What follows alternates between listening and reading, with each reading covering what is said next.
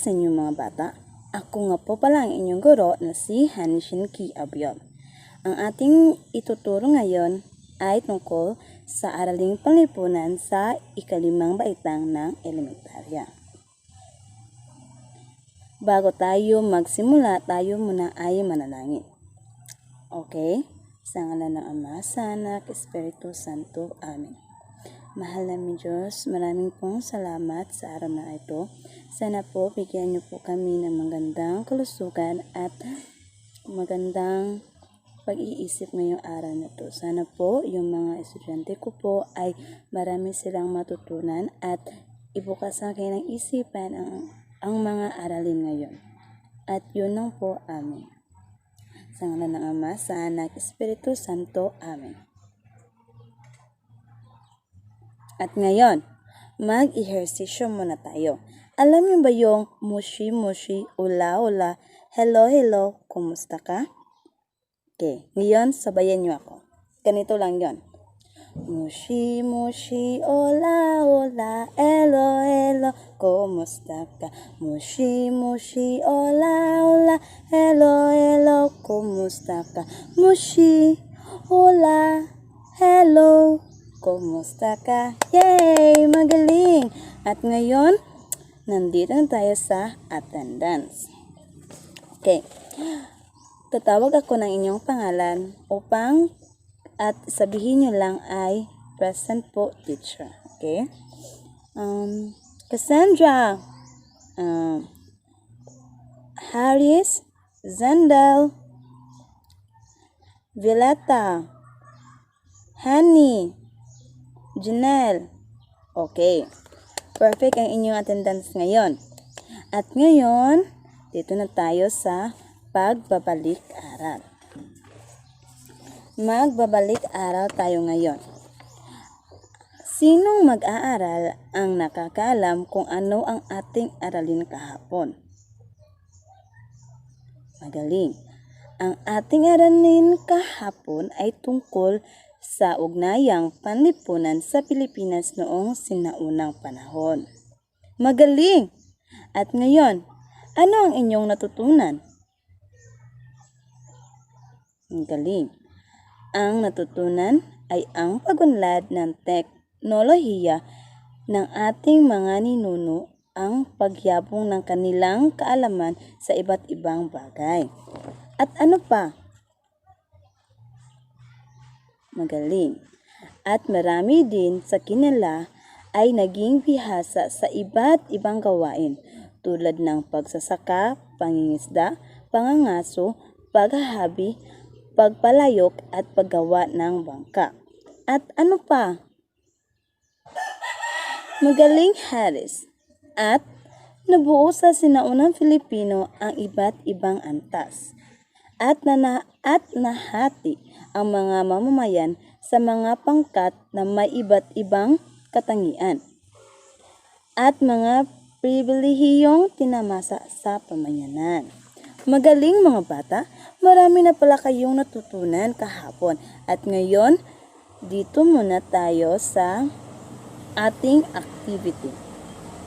Mayroon tayong gagawing activity at ito ay inyong huhulaan kung ano itong larawan na to. Ang isasagot nyo lamang ay Maginoo at Dato, Maharlika at Timawa, at Alipin at Uripon. Okay, handa na ba kayo mga bata? Okay, handaan niyo yung sarili ninyo. Unang larawan. Ang unang larawan ay nagpapahiwatig. Ito yung description niya. Sila ay yung pinakamayaman at maraming gito sa kanila. Magaling. Ang sagot ay Dato o Maginoo. Palakpakan. At ngayon sa susunod. Iyan. Mayroon akong clue niyan. Isa silang mandirigma. Sila ang nagpo-protect sa kanilang barangay. Sila ang katulong ng dato upang ang kanilang barangay ay walang gulo. Magaling. Ang sagot ay Maharlika at Timawa. Magaling! At ngayon, dito tayo sa ikatatlo. Ano ito? Sila ay palaging inuutusan. Palaging inuutusan ng dato. Ano sila? Magaling! Ang sagot ay alipin at uripon. Yay! Magaling na pala kayong mga bata. At ngayon, dito tayo sa yan ang ating tatalakayin ngayon tungkol sa ating aralin. Bago ako ibabahagi ang aking aralin ngayon, ating paksang aralin ngayon, meron muna akong ipapakitang video presentation para malaman nyo at meron kayong konting kalaman kung ano talaga yung tatalakayin natin ngayon. Makinig kayo at sumulat ng mga mahahalagang matutunan dito kasi meron akong mga tanong mamaya. Okay? Handa ninyo yung sarili ninyo, class, ha?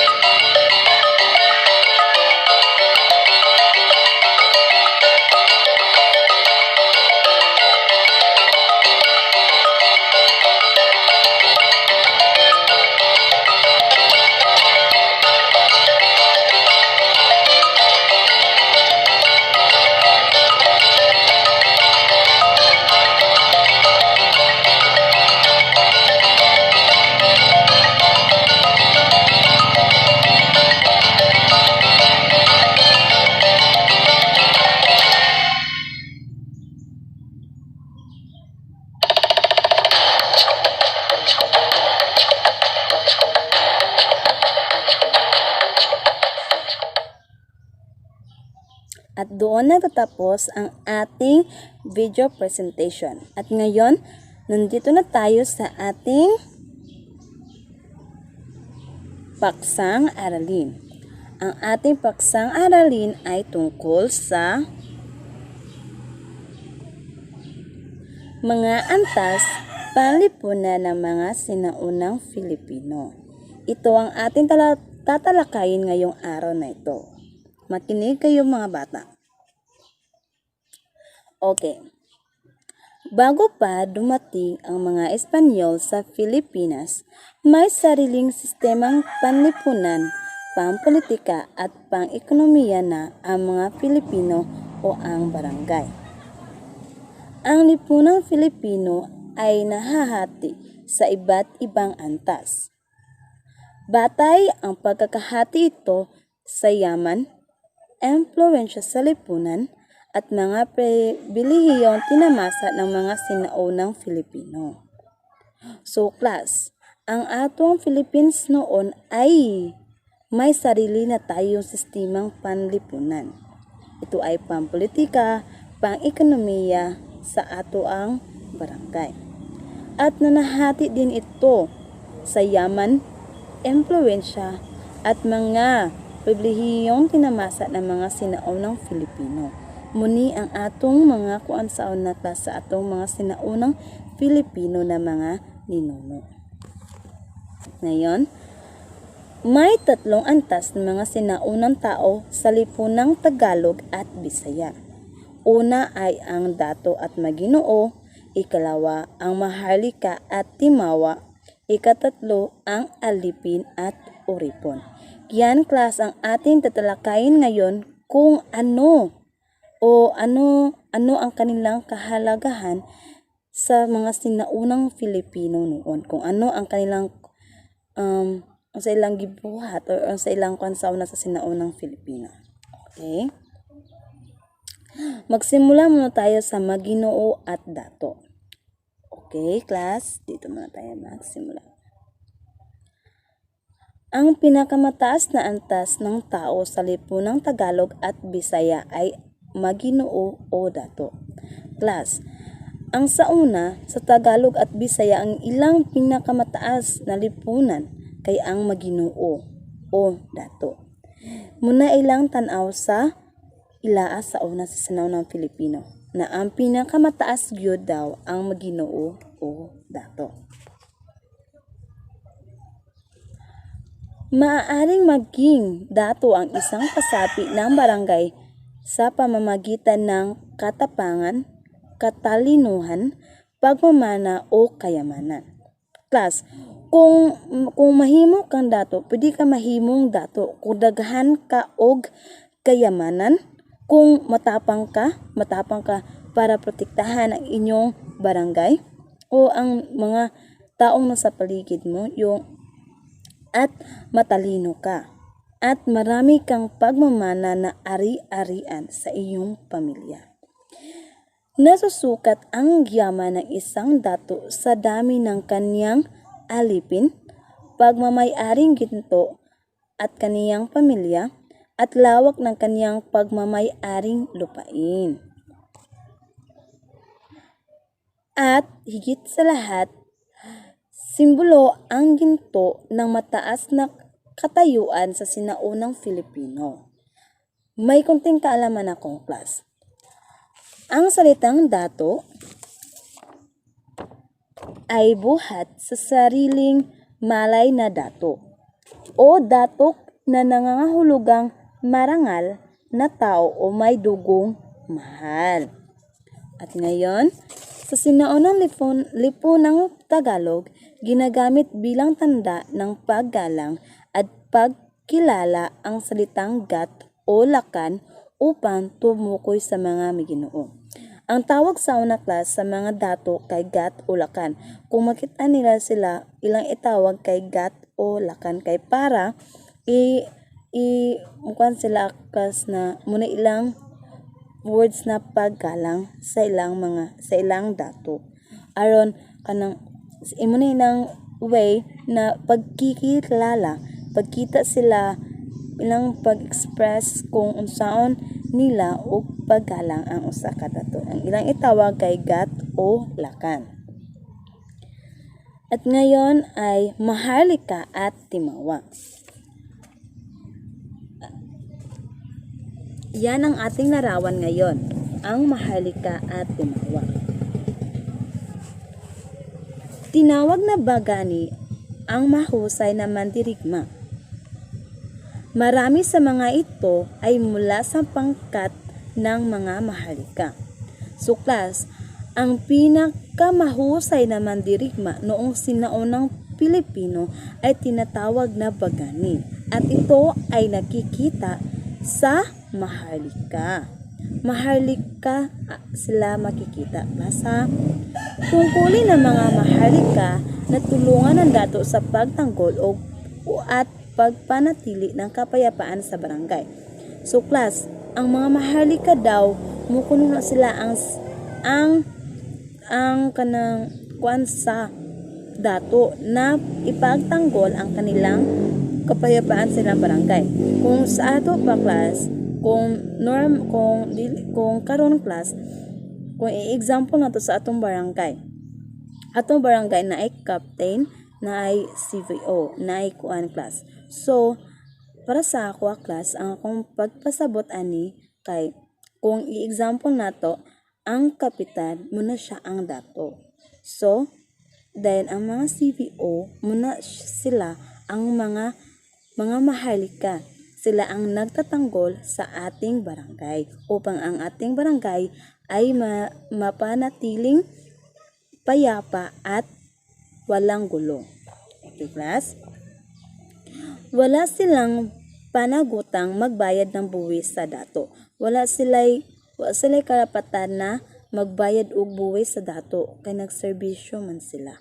So sa ato pa baliktad ng taklas. Okay? Ang mandirigmang Bisaya ay nakilala sa kanilang mga tattoo sa katawan. Class, kung ang mandirigmang Bisaya daw mailhan nato sila kung sila ay maraming tattoo silang katawan. Ito ay naipakita sa dami ng tattoo, hindi pala yan tattoo yan class. Naipakita sa dami ng tattoo sa kanilang katawan ang bilang ng mga napaslang nilang kaaway.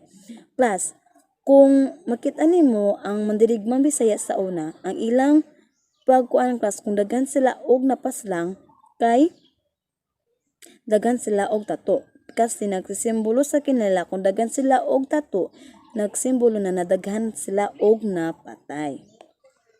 O yung larawan yan, nakikita mo yan yung lalaki at lalaki, marami silang tattoo. Naglarawan na marami silang napaslang mga kaaway noon. At ngayon dito na tayo sa ang pinakamatapang na mandirigma ng Tagalog naman ay nakikilala sa suot niyang pulang putong o maliit na piraso ng tela sa kanilang ulo. Nakikita mo yang sa nila class? Yan ang nagsisimbolo sila kung daghan ang ilang napasalang na mga kaaway din noon. Kung ang sa Bisaya, marami silang tattoo. Kung ang Tagalog naman, mayroon silang puting tela sa kanilang ulo. Yung nakikita nyo dun sa larawan class. Okay? Timawa ay ang malalayang tao at mga taong lumaya mula sa pagkaalipin. Kabilang din sa kanila ang mga inaanak o inaapo ng mga dato mula sa kanilang ikalawang asawa. So class, ang timawa di ay sila day yung taong lumaya sa pagkakaalipin. Magaling. Maaaring may-ari ng lupa ang timawa. May karapatan din siya sa kita ng kaniyang ani nang hindi nagbibigay ng tributo sa dato. Tungkulin naman ng mga timawa na sundin ang anumang utos ng dato tulad ng pagtulong sa pagtatanim at pag-aani ng sakahan, pangingisda, pagsama sa paglalakbay ng dato o pagsasagwan ng bangka nito. So class, tungkulin po daw kuno sa mga timawa na kung unsay ang isugo sa dato ilagya pong tumanon na magtanom sila, mag-ani sila sa mga ilang palay, mangingisda sila, o muuban-uban po sila kung asa padulong ang dato paglalakbay. At sila po ang magsagwan sa bangka na ilang gasakyan sa dato. Okay? Sa lipunang Visayas, nagbayad ng buwis ang Timawa, ngunit may karapatan silang lumipat ng datong paglilingkuran. So class, sa Bisaya class, nagbayad sila ng buwis pero nasa right kung ilang o gusto sila mabalhin sa ilang paglilingkuran na dato. Kung nasa karapatan na balhin sila og dato na ilang pagserbisyuhan. Ang mga timawang ito ay nagsilbing kasama ng dato sa digmaan, tagasagwa ng bangka, tagatikim ng alak ng dato o sugo sa pakikipagsundo sa kasal ng mga anak ng dato. So class, ang mga timawang daw kay sila daw kun sigig uban sa dato sa mga digmaan. Dili lang kuno sila sa digmaan ng class. So daghan pud sila og mga rules sa una. Sila po ay mga tagsagwa na bangka, yung na-describe ko na kanina, tangkilikin ng alak, sila ang mag-inom, kung ang alak ba ni ay sakto ba, or kanang dili walay lason, kaning sila ang tagatikim ng alak na dato upang ang dato ay mapanatiling wala sa kapahamakan. Sila yung unang inom bago ang dato. O ang sugo pwede pod ang mga timawa ay sila ang makikipagsundo sa kasal ng mga anak na dato. Sila ang makikipagsundo ang kasal ng mga dato na ay nana sila. Kabulo naman na class. Okay? Ngayon, dito na tayo sa alipin at uripon. Ang alipin sa mga Tagalog at uripon sa mga Bisaya. So class, kung ang tawag sa mga Tagalog ay alipin, kung ang itawag sa Bisaya ay uripon. Ang bumuo sa pinakamababang antas panlipunan noong sinaunang panahon. So class, ang alipin at uripon daw kay ang pinakamababang antas panlipunan noong sinaunang panahon. Sila yung pinakaubos kaya sa tanan. Kung ang timawa ay naa sila sa second, ang pinakaubos gud kayo ang mga alipin.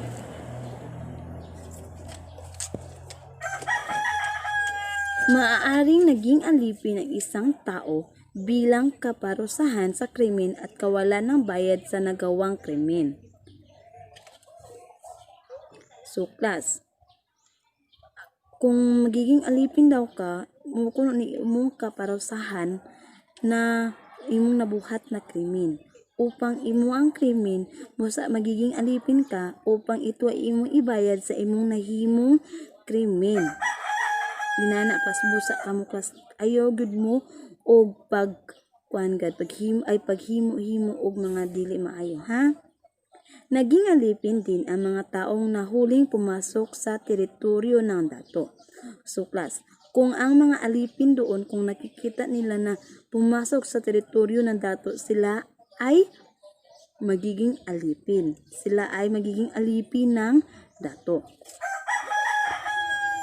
At sa mga Tagalog, ang taong tumubo sa pagkakautang o krimen ng isang alipin ay maaaring maging Panginoong ng aliping ito. So class, kung sa Tagalog, kung makatubo sila sa pagkautang o krimen sa alipin ay maaaring maging Panginoong alipin ito. Pwede sila kung leader sila sa alipin, Panginoong ng alipin ito. Kanang leader sila. Okay? At ngayon, at tungkulin ng dato na gawing alipin niya ang batang naulila at walang kumukup ng kamag-anak. Siya ay may tungkulin sa kabuwang kahusayan at kagalingan ng mga alipin, lalo na ang mga naabandona sa digmaan at ulila. So class, ang mga bata daw kuno class na naulila ay pwede daw kuno sila maging alipin. May 2 uri ng alipin sa mga Tagalog at 3 naman ang uri ng uripon sa mga Bisaya. Magsisimula tayo sa mga uri ng alipin o ito ay sa Tagalog. Una ay aliping namamahay. Ang aliping namamahay ay nakatira sa sariling bahay.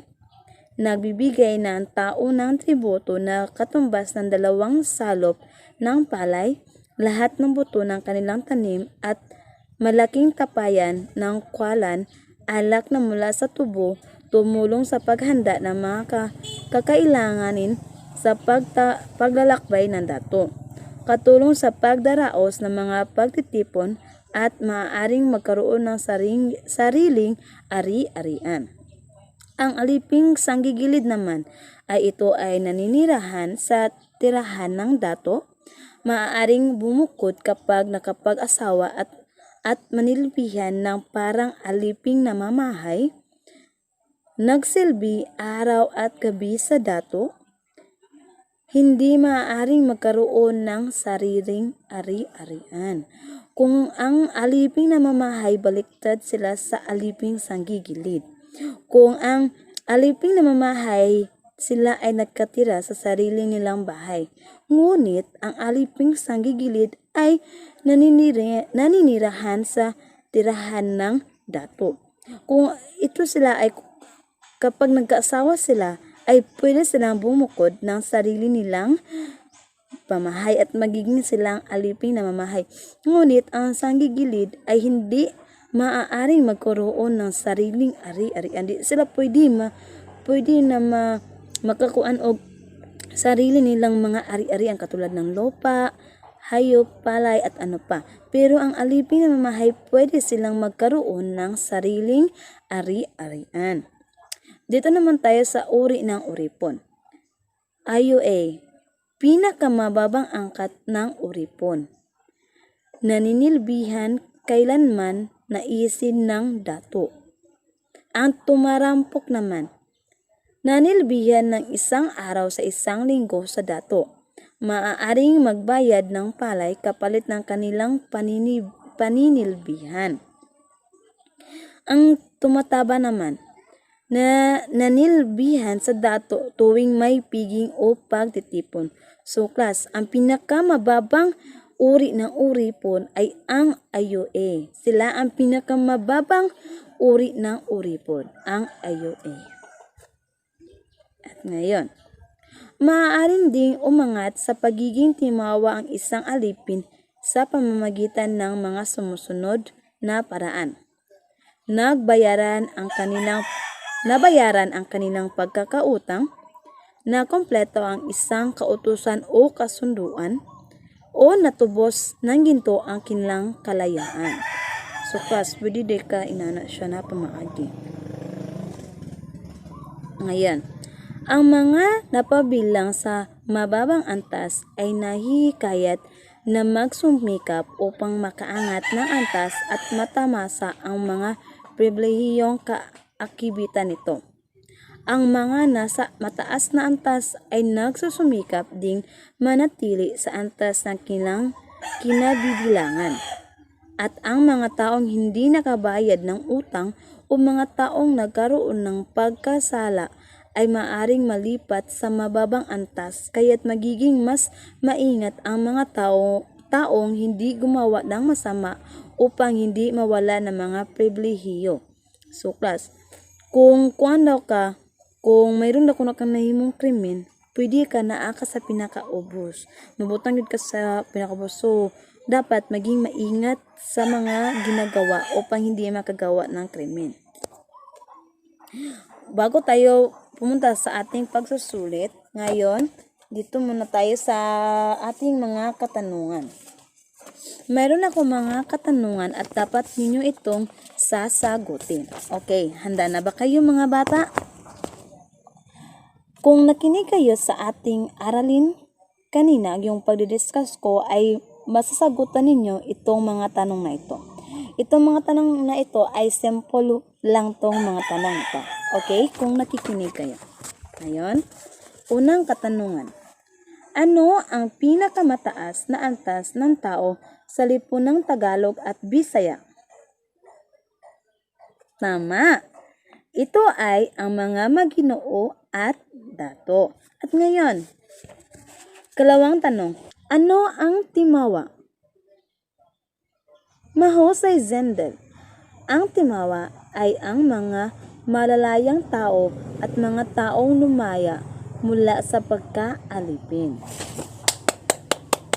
At ngayon, ano ang mahuhusay na mandirigma? Magaling. Ang mga mahuhusay na mandirigma ay ang bagani. Mga bagani. Sila yung pinakamamahuhusay na mandirigma noong sinaunang panahon. At ngayon, ano ang alipin? Magaling, Haris. Ang alipin ay ang pinakamababang antas panlipunan noong sinaunang panahon dahil ito ay kaparusahan sa krimen at kawalan ng bayad sa nagawang krimen. At kapag sila ay nahuling pumasok sa teritoryo ng dato o sila ay inuutusan magsilbi sa dato. Magaling! Magaling, Hares! Palagpagan ninyo si Hares! At ngayon, mayroon pa ko itong isang tanong. Ay, maraming tanong pa ito. Base sa ating paksang tinalakay ngayon, ano-ano ang mga antas panlipunan ng mga sinaunang Filipino? Magaling. Ang mga antas noon ay Maginoo at Dato, Maharlika at Himawa, Alipin at Uripon. Palakpakan ninyo si Janelle! At ngayon, dito na tayo sa susunod na tanong. Ito ba ay nandito pa rin sa ating bansa? Oo, magaling. Nandito pa rin sila sa ating bansa. Bakit mo nasabi na nandito pa sila sa ating bansa?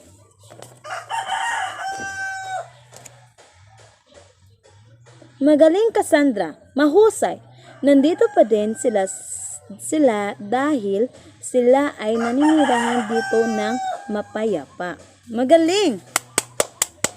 At ngayon, mayroon pa tayong tanong. Ano ang ating dapat gawin para mapanatili natin ang mga antas sa ating bansa? Sa inyong sariling sagot, bakit?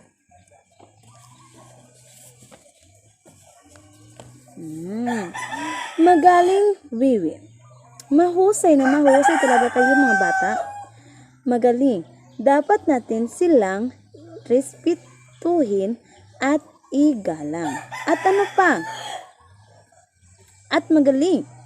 Dapat din natin silang mahalin at dahil kahit anong uri tayo mga bata ay dapat nating igalang at respetuhin ang ating individual na pagkakatao. Kahit ano man tayong rehiyon, kahit ano man tayong klaseng uri ng tao, dapat nating respetuhin, mahalin at igalang ang ating isa't isa.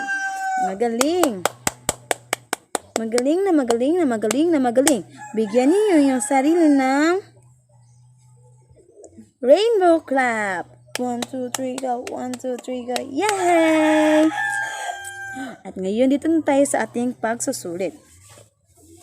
Kumuha kayo ng papel at ballpen at inyo itong isusulat at inyo itong ipapasa sa aking messenger kasi, ipapasa nyo ito sa akin kasi mag house to house ako na pupunta sa inyong bahay upang kunin nyo mga sagot ninyo.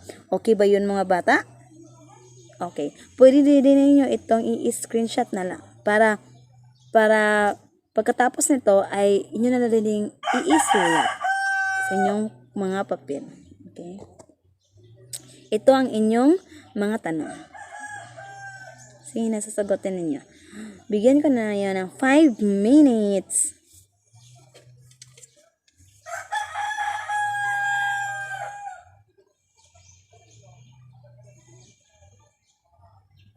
Okay, tapos na ba kayo mga bata?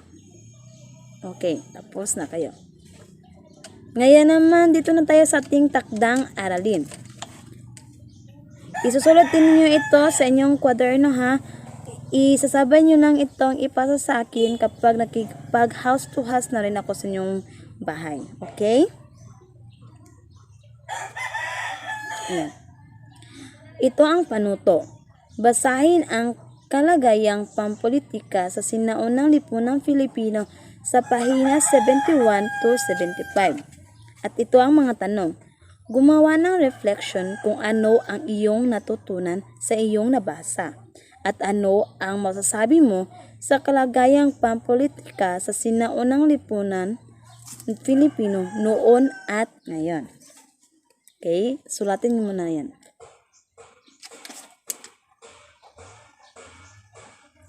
Tapos na ba kayo? Okay. Ngayon, dito na tayo sa ating wakas na panalangin.